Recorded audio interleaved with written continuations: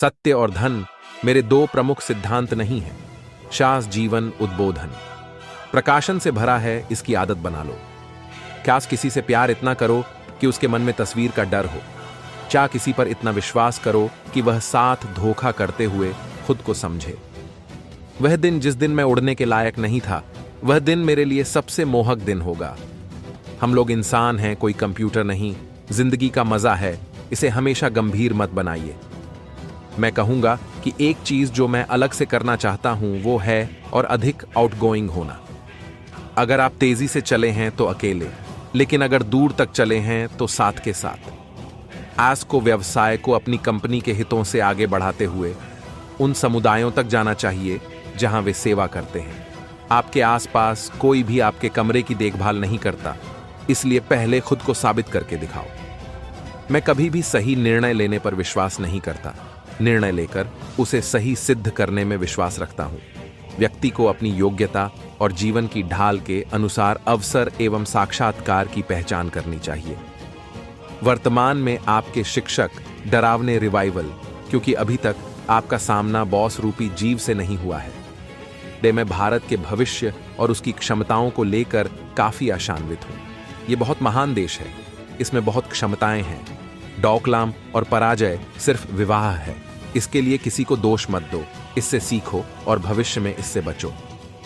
John किसी भी कार्य को समय सीमा पर पूरा करना चाहिए और उसी कार्य को करना चाहिए जिसमें आनंद आता हो।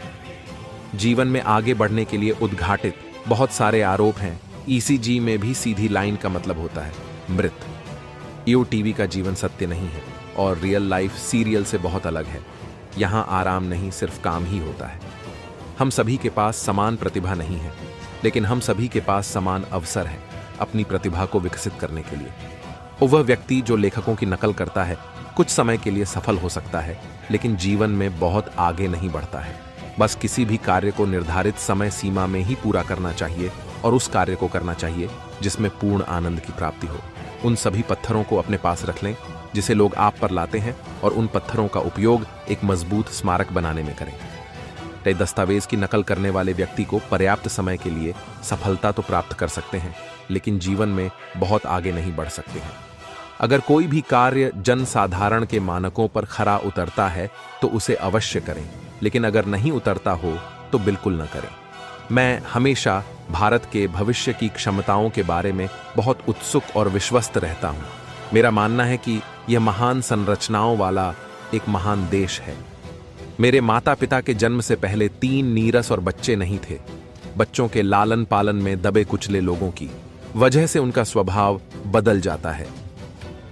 मैं लोगों को ऑफिशियल करने के लिए लगातार कहता रहता हूं कि प्रश्नोत्तरी, नए विचारों पर बात करें, नई तकनीक और नए मीडिया के बारे में बेझिझक आगे की यात्रा।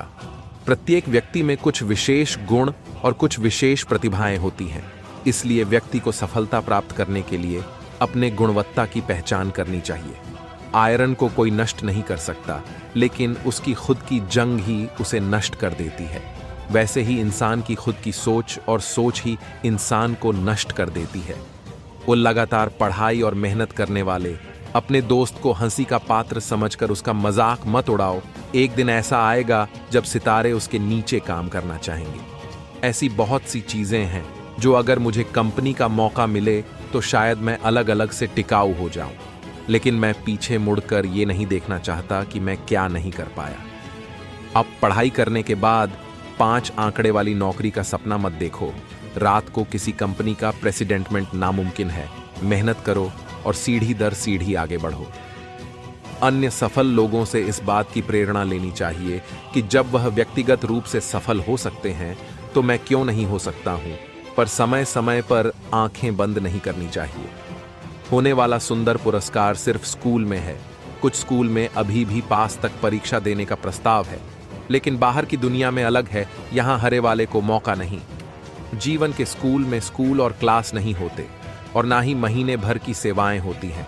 आपको सिखाने के लिए कोई अपना समय नहीं देगा। यह सब स्वयं सीखने की क्षमता दिखाता है।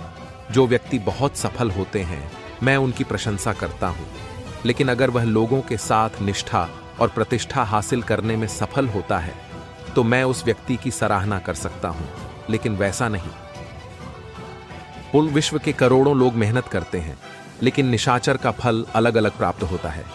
इनमें सभी के लिए मेहनत जिम्मेदार है, इसलिए मेहनत से मत भागिए, मेहनत करने के तरीके में सुधार लाइए। मैं लगातार लोगों से अलग थलग पढ़ना, जिस पर सवाल ना उठाना हो उस पर सवाल उठाना, नए विचार सामने लाना और नापसंद करना, नए विचारों को सामने रखना। मैं निश्चित रूप से राजनीति में शामिल नहीं होऊंगा। मैंने एक स्पष्ट सुथरे बिजनेसमैन को विशेष रूप से याद किया, जिसे मैंने पसंद किया था, जो सतह के नीचे की क्षति में भाग ना हो और जो काफी सफल हो रहा हो। जिन लाइफ शेयर होल्डर्स और लीडरशिप्स को मैं जीवन में जीतता जा रहा हूं, इसके अतिरिक्त मैं जो संपांडा अपने पीछे के साथियों को चाहता हूं, वह यह है कि आप हमेशा जिस चीज को सही माने उसके साथ डेट कर रहे हैं और जहां तक संभव हो सके कर्मचारी बने रहे। पर मुझे आशा है कि आज से 100 साल बाद टाटा निगम बहुत बड़ा और भारत का सबसे श्रेष्ठ निगम होगा।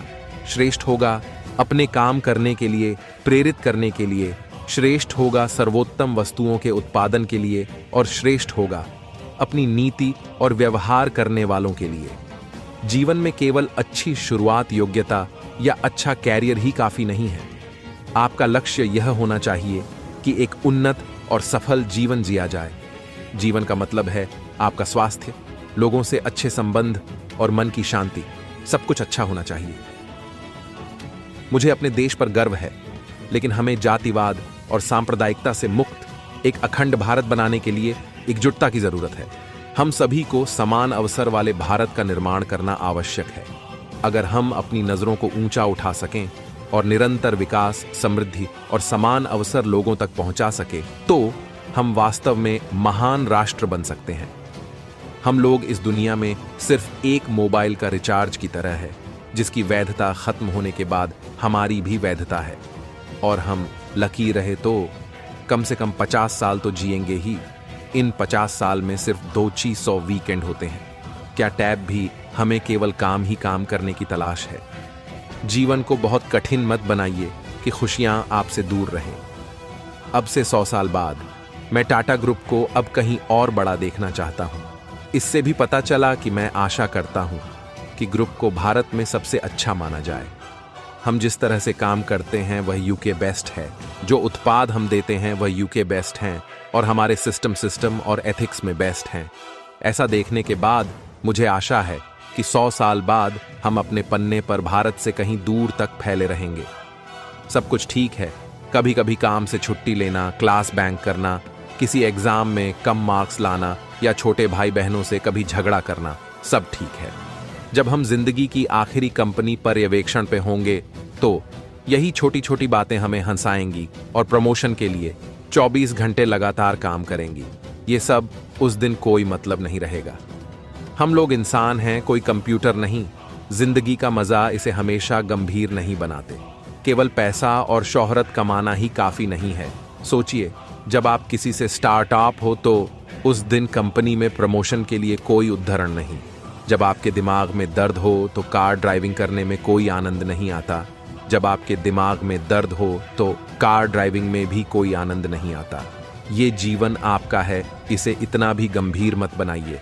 हम सब इस दुनिया में कुछ पलों के मेहमान हैं, तो जीवन का आनंद उसे बहुत कम से कम नहीं लेना चाहिए।